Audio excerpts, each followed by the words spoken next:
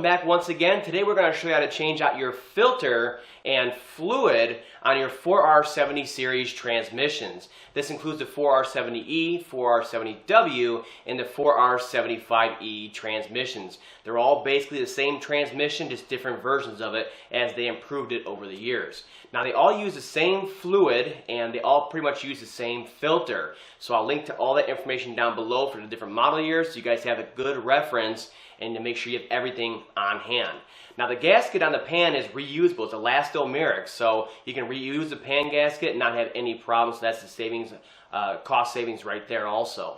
Now there is no drain plug on the transmission, so we have to lower it down the back end of the transmission pan and start draining it out before we actually pull it down. So it can get a little messy, but with the right tools we can get the job done and nice, clean, and safe. Alright, first thing we're going to do is open the hood and pull our dipstick in case there's any vacuum inside of there. And of course, we're going to pull it out later anyways to fill it. So we'll go ahead and pull that out, clean it off. Now once your vehicle is safely jacked up and sitting on jack stands, we can go ahead and start pulling the pan down and drain the fluid out. Now the way this works, since there is no drain plug on here, is we're going to start pulling the bolts out on the side here. Okay, they're all 10 mil, and then the back side here. And then we're going to start to loosen these ones up here, and then the pan will drop down and there'll be a huge waterfall of fluid coming out of here. And in the meantime, it may drip a little bit, so you want to make sure your pan is there at the back end back here and ready. It's just going to come down like a waterfall, you'll see. So the first ones I do are back here. We can get them out and off to the side before the fluid, trans fluid starts flowing.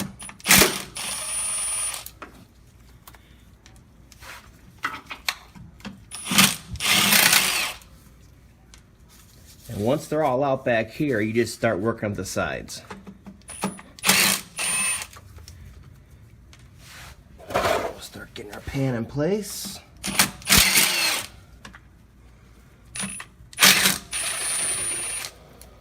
There it goes, it's starting to drip. And you're going to want to loosen each side evenly.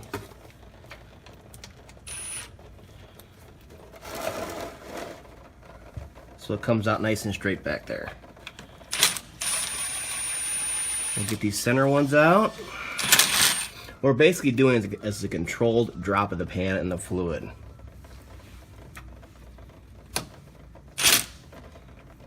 Just want to bring these two front ones right here down just a little bit until we start getting that flow.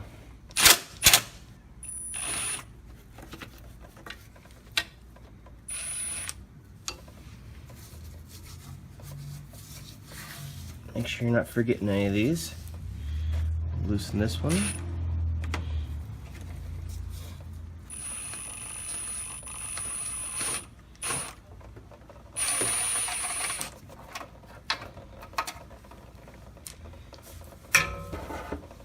Now this transmission is actually low on fluid because it had a cracked extension housing, so we're not getting too much of a waterfall effect just yet.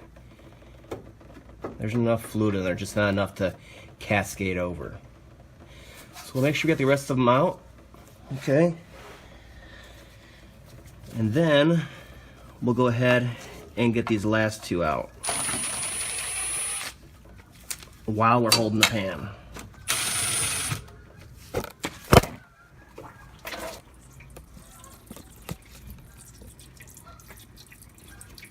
Okay, there it is. I know the camera kind of fell over there. I basically just brought the pan down and into the drain pan so you can collect all the fluid. At this point, let it drain out a little bit.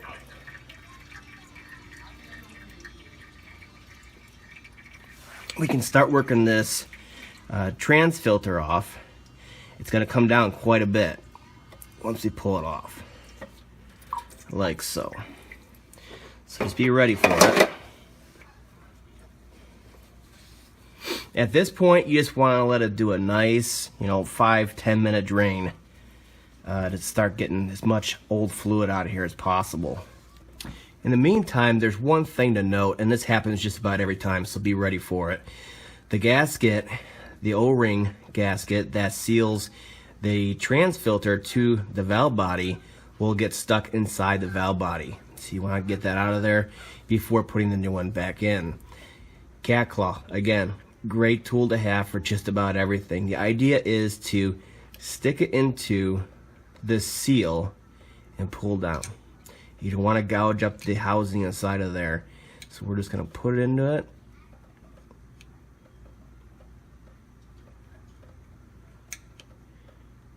And just be careful with it. And it'll come right out. It's not a big deal. Just make sure you get it out.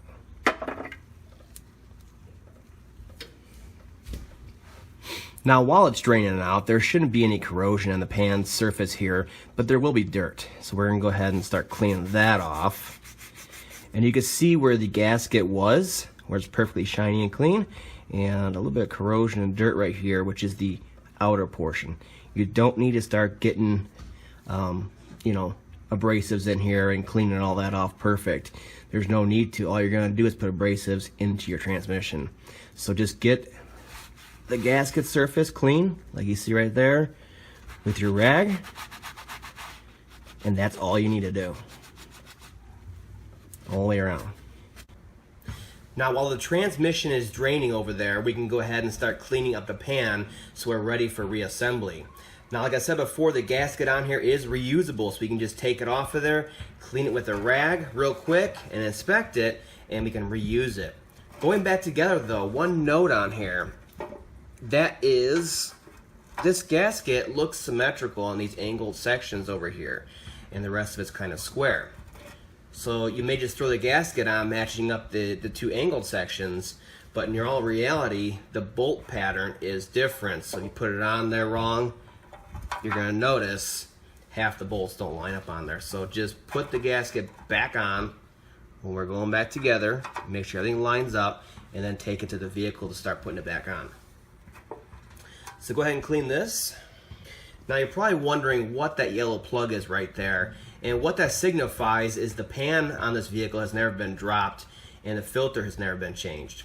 What this is a factory plug that goes into the corner of the transmission that plugs the transmission dipstick tube hole.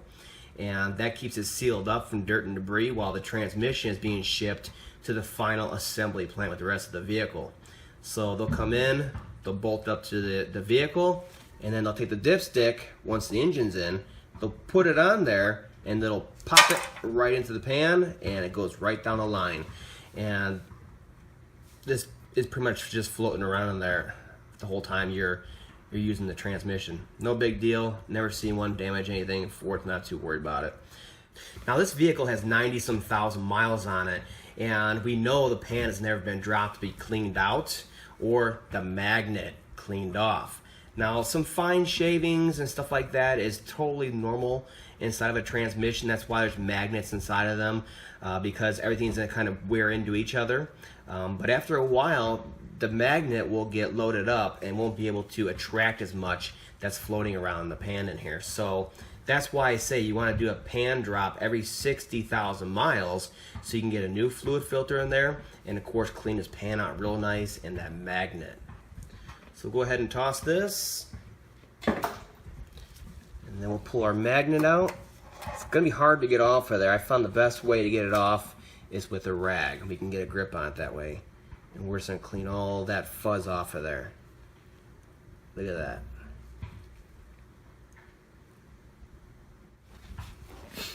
Now with the rag, you can get most of it off, okay? But we're definitely going to have to do a rinsing of it. So we'll get most of it off. Okay, just like so. Don't forget the center. Okay, and then we'll go to a clean side of the rag or a new rag, and we'll actually use brake clean on here. And that'll finish cleaning it off like new. Now for the rest of the pan, you just want to start cleaning it out of all of its old fluid and debris with some rags here. And then we're going to go ahead and we're going to spray it down with some brake clean and really clean it out.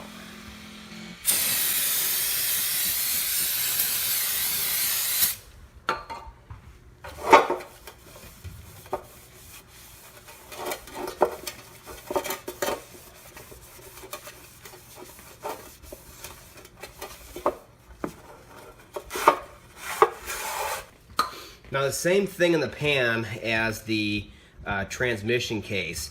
You'll see the shiny area right here, and then you'll see a corroded area. That's outside the sealing surface. So just make sure this surface is nice and clean. So we'll go over it one more time, and then we'll go on the inside here and do one final cleaning, so there's no grit and debris in here.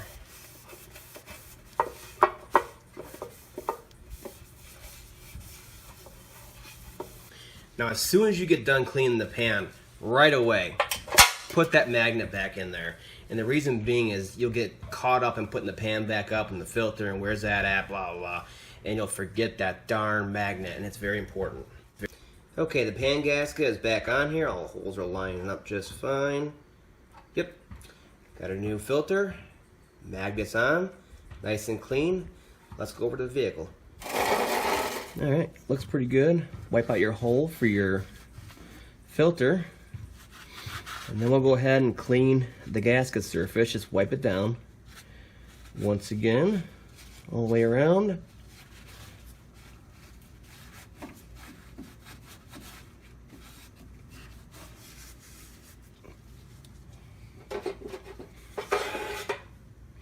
Now your filter simply pushes into place.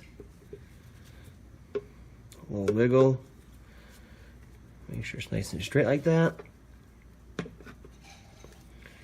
There we go.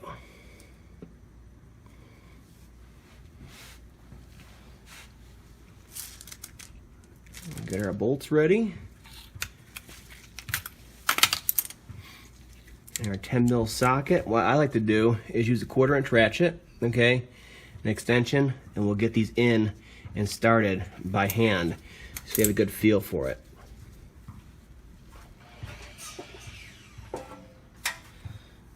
We'll get our pan up into place.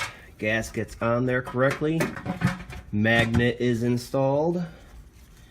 Very important. And we'll get these bolts started. And the first few are going to be more difficult, lining up the gasket on here.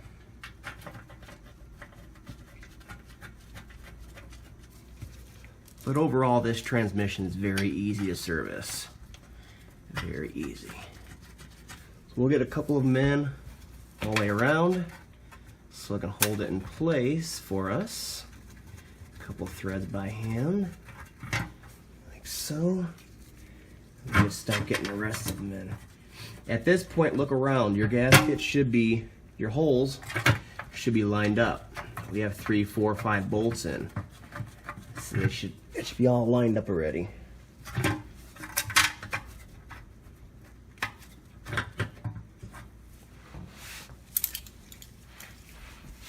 ahead. Start tightening these. Just a couple threads.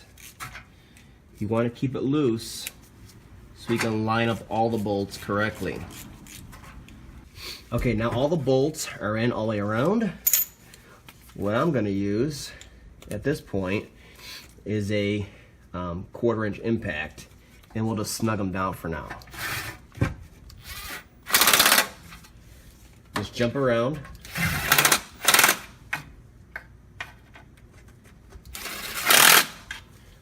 There is no torque sequence, so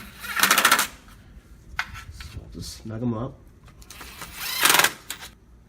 Next, we're going to go ahead and torque down each one of these bolts to 120 inch-pounds. In the same sequence, we're just going to kind of jump around, crisscross type pattern. And that'll finish up the job down here. Okay, let's go ahead and fill the transmission back up. You're going to want a transmission fill funnel like this that's really long and slender to get way down deep inside of there to the dipstick tube. Now these ones are filled through the dipstick tube like back in the day, so they're very easy to fill and adjust. So we're going to start off with 4.5 quarts of Mercon V. Looks a little something like this. I'll put links to everything down below.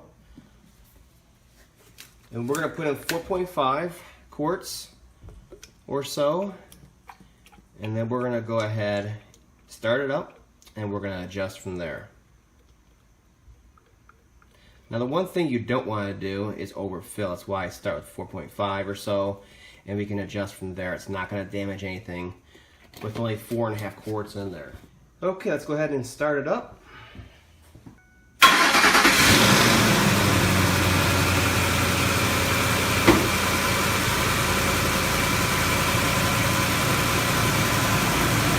Now with the transmission in park at idle, we can go ahead and do an initial check here. Put it back down inside of there, all the way. Let's see what we got. Okay, now this is one thing I want to tell you, is that because that dipstick tube is used to fill it, one side's going to have fluid on it and it's going to cover your dipstick. Okay, it's going to look like it's full. In all reality, it's not. You can see we're not even showing on the dipstick. So make sure to let the fluid settle in the tube and to check both sides of the dipstick.